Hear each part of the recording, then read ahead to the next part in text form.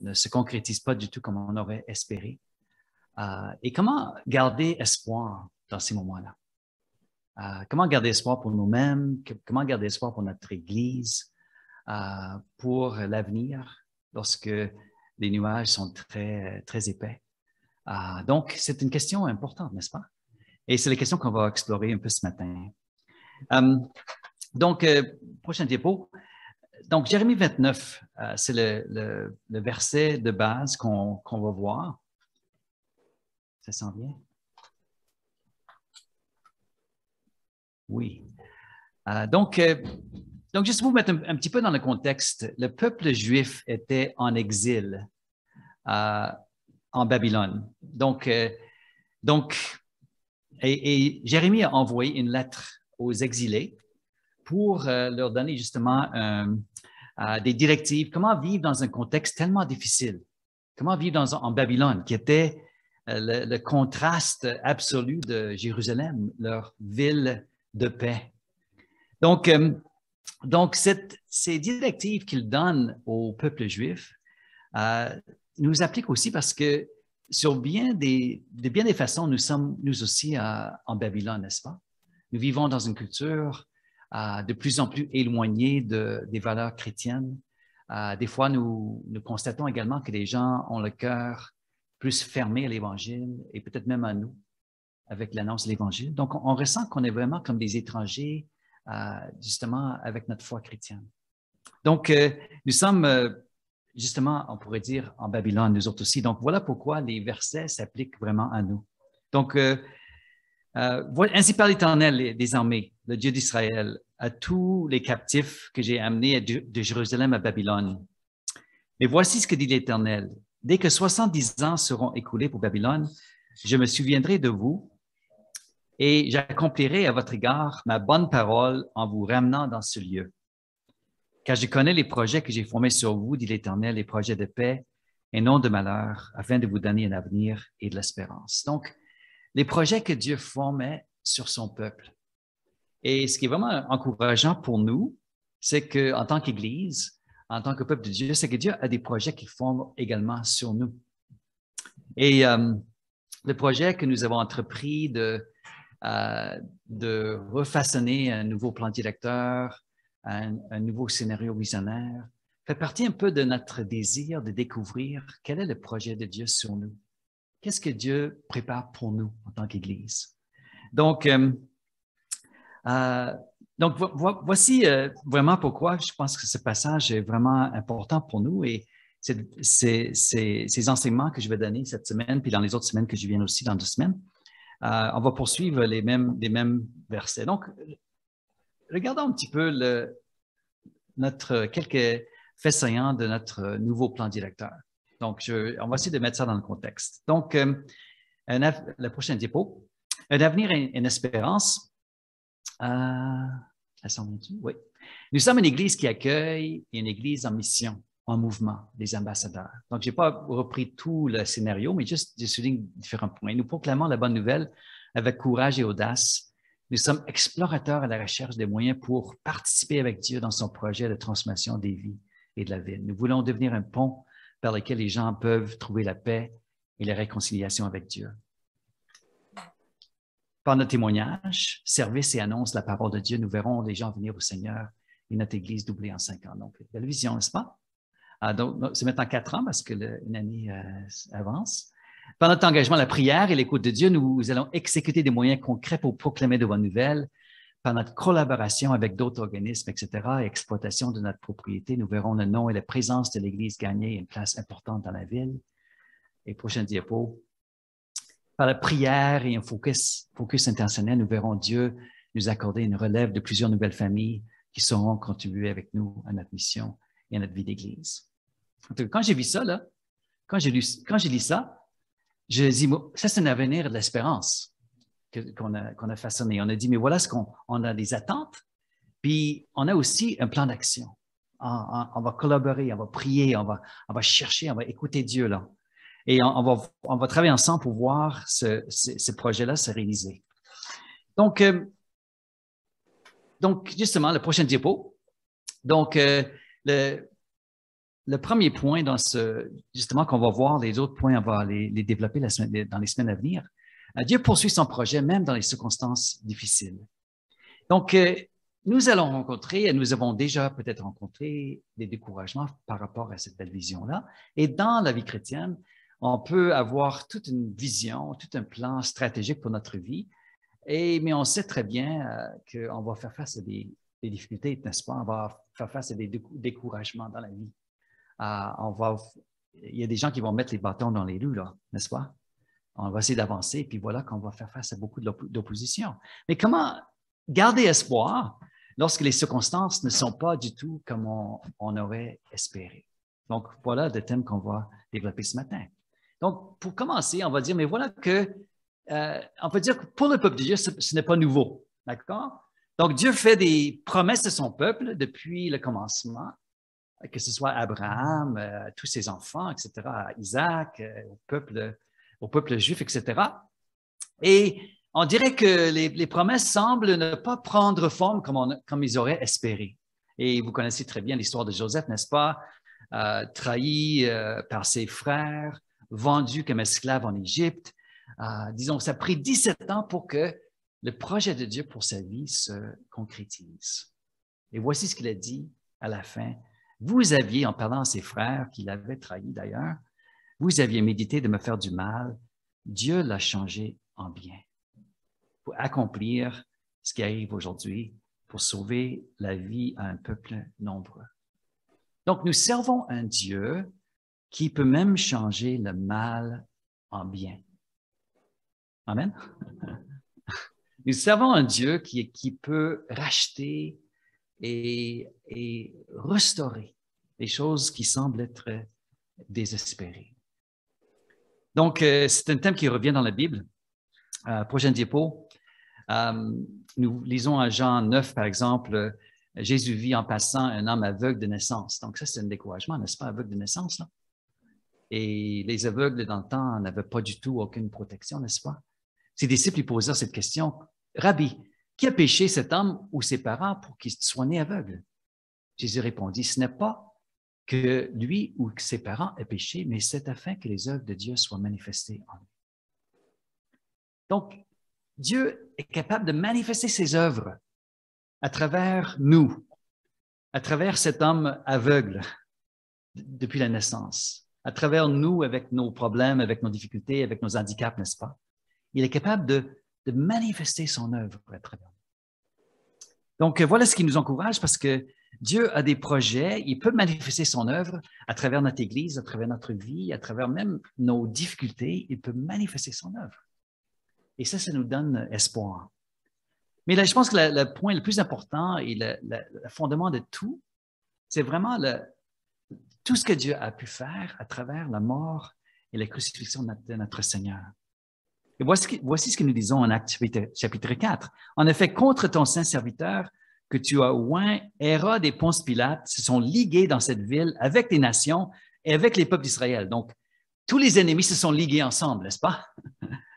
Pour faire, et voici le verset extraordinaire, pour faire tout ce que ta main et ton conseil avaient arrêté d'avance. Donc, l'ennemi était à son pire. Il était uni, il était vraiment motivé à détruire le plan de Dieu en crucifiant Jésus. Mais qu'est-ce que Dieu a fait? Dieu a fait, avec cet acte-là, sa plus grande œuvre de rédemption. Donc, l'homme était à son pire et Dieu était à son meilleur. C'est pas incroyable, hein? Donc, ça devrait nous donner espoir quand nous pensons à tout ce que l'ennemi essaie de faire pour contrer l'œuvre de Dieu, pour empêcher l'œuvre de Dieu d'avancer, que ce soit dans nos vies, dans notre Église, dans le monde, parce que Dieu est souverain sur les manigances et les stratégies de l'ennemi. Amen? Amen? Donc, Dieu est souverain. Donc, ça nous donne espoir quand nous pensons à nos propres circonstances qui pourraient être difficiles, nous autres aussi. Donc, on va regarder ce matin plus en détail en Philippiens chapitre 1. On va voir l'exemple de l'apôtre Paul qui se retrouvait justement dans une circonstance très difficile. Il était en prison, n'est-ce pas? Il faisait face à cette circonstance-là qui était vraiment, qui n'était pas du tout ce qu'il aurait espéré, qui semble être vraiment le contraire. Le plus grand missionnaire de tous les temps se retrouve en prison. Mais qu'est-ce que Dieu fait là? Et voici ce que Paul dit, verset 12. Je veux que vous sachiez, frères, ce qui m'est arrivé a plutôt contribué au progrès de l'Évangile. En effet, dans tous les prétoires et partout ailleurs, nul n'ignore que c'est pour Christ que je suis dans les liens. Et la plupart des frères dans le Seigneur, encouragés par mes liens, ont plus d'assurance pour annoncer sans crainte la parole. Quelques-uns, continuez. Le prochain diapo. Oh, ça prend du temps peut-être. Quelques-uns, il est vrai, c'est pas en plus de temps ici que là. Quelques-uns, il est vrai, prêchent Christ par envie et par esprit de dispute. Mais d'autres le prêchent avec des dispositions bienveillantes. Ceux-ci agissent par amour, sachant que je suis établi pour la défense de l'Évangile, tandis que ceux-là, animés par d'un esprit de dispute, annoncent Christ dans des intentions qui ne sont pas pures, avec la pensée de me susciter quelques afflictions dans mes liens. Qu'importe. De toute manière, que ce soit pour l'apparence ou que ce soit sincèrement, Christ n'est pas moins annoncé. Je m'en réjouis et je m'en réjouirai encore. Car je sais que ça tournera à mon salut grâce à vos prières et à l'assistance de l'Esprit de Jésus-Christ. C'est ma ferme attente et mon espérance, je n'aurai honte de rien, mais maintenant, comme toujours, Christ serait glorifié dans mon corps avec une pleine assurance, soit par ma vie, soit par ma mort, car Christ est ma vie et mourir m'est un gain. Donc, vous avez, si j'ai bien compris, vous êtes en train d'étudier Philippiens de toute façon. Donc, vous connaissez quand même assez bien ce passage. Donc, ce que je vois dans l'exemple de l'apôtre Paul, ce qui sera notre inspiration ce matin, il a choisi un chemin quand il s'est retrouvé dans les difficultés. Et il aurait pu choisir un autre chemin,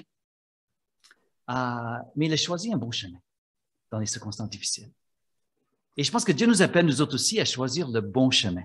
Quel chemin allons-nous prendre quand nous faisons face à des difficultés, à de l'opposition? Donc, le premier chemin qu'il aurait pu prendre, c'était et c'est là pour nous aussi, de m'apitoyer sur mon sort. Je suis en prison, je suis lié, je suis empêché de faire ce que Dieu m'a appelé à faire, être missionnaire, aller en Espagne, prêcher l'Évangile. Donc, il aurait pu dire, mais Seigneur, tu m'as abandonné, qu'est-ce que tu fais là? Il aurait pu s'apitoyer sur son sort. Et nous aussi, lorsque nous nous retrouvons dans les liens, n'est-ce pas, empêchés de faire ce qu'on croyait que Dieu aurait voulu qu'on fasse, qu'on aurait aimé faire, qu'est-ce qu'on fait avec ces liens-là? Notre mode défaut, n'est-ce pas, c'est toujours de s'apitoyer sur notre sort et dire, pauvre moi, pourquoi ça m'est arrivé? Et de se tourner vers l'intérieur, puis de laisser ça vraiment nous tirer vers le bas. C'est naturel. Ça nous arrive souvent. Mais regarde le chemin que Paul a pris ici. Il a plutôt pris le chemin de penser aux autres et à l'impact que ma vie et mon exemple peuvent avoir sur eux. Donc, c'est vraiment ce que Paul a fait dans ce contexte. Regardons le prochain diapo, là.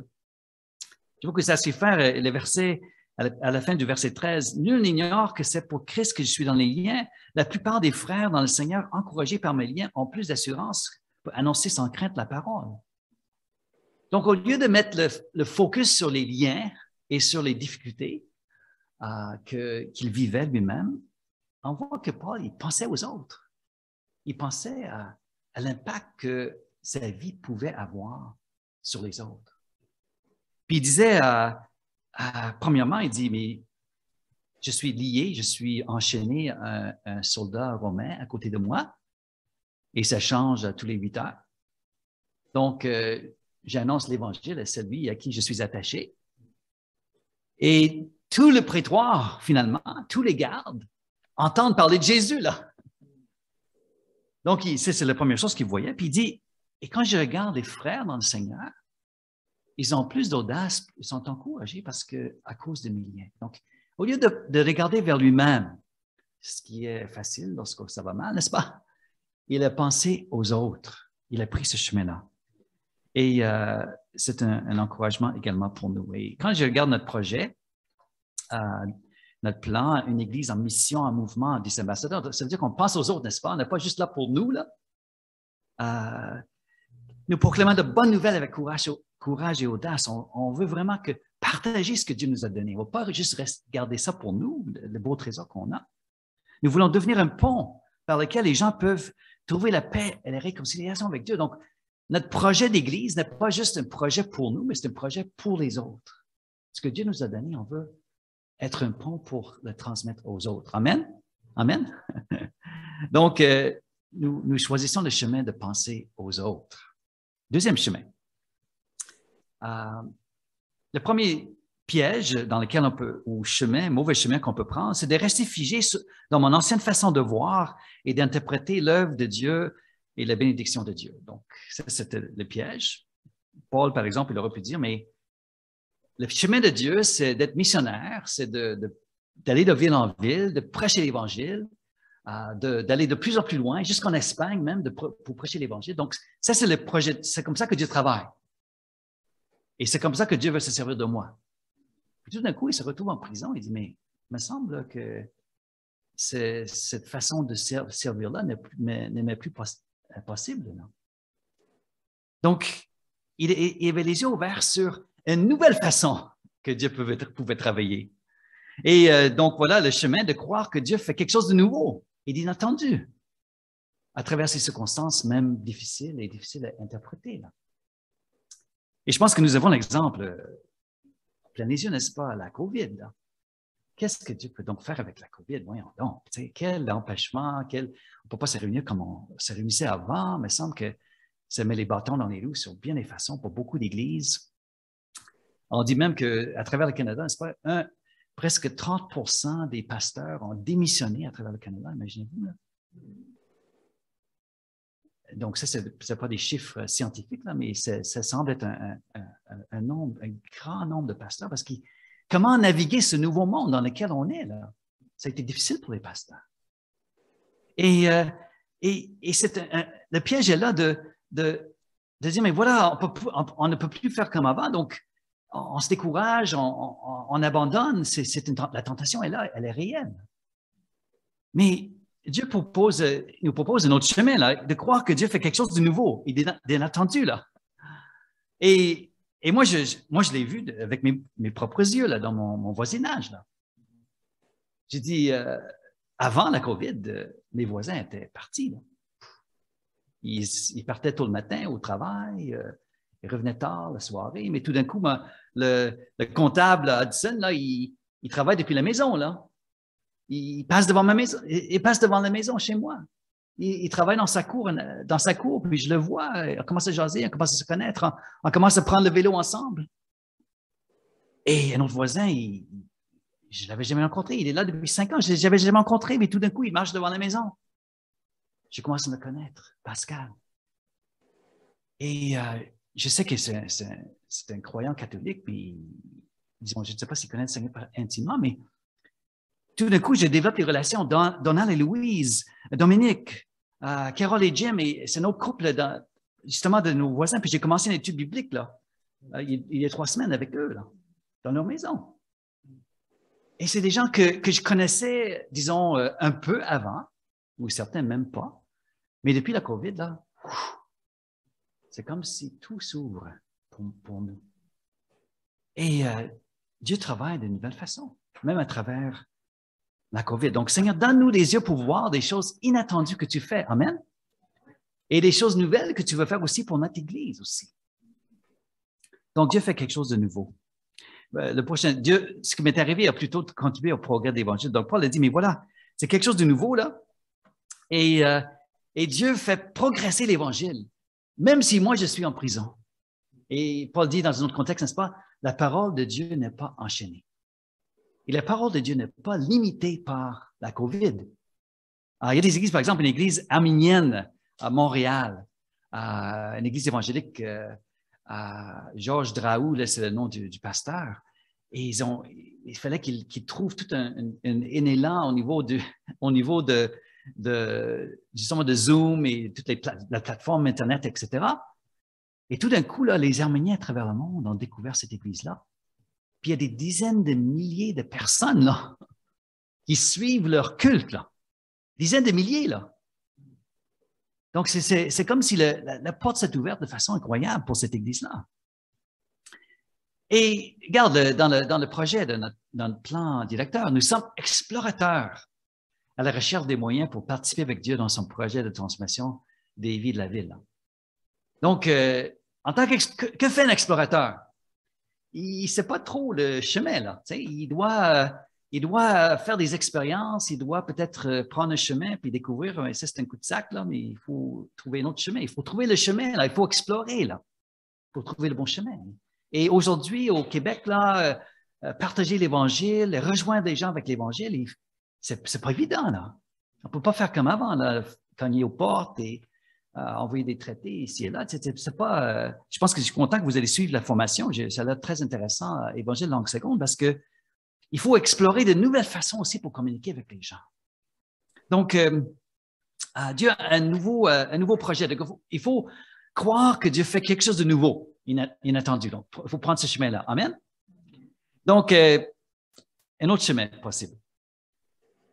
De laisser l'opposition et la déception aigrir notre esprit et notre vie, ou de voir les autres comme Dieu les voit et de garder mon cœur tendre.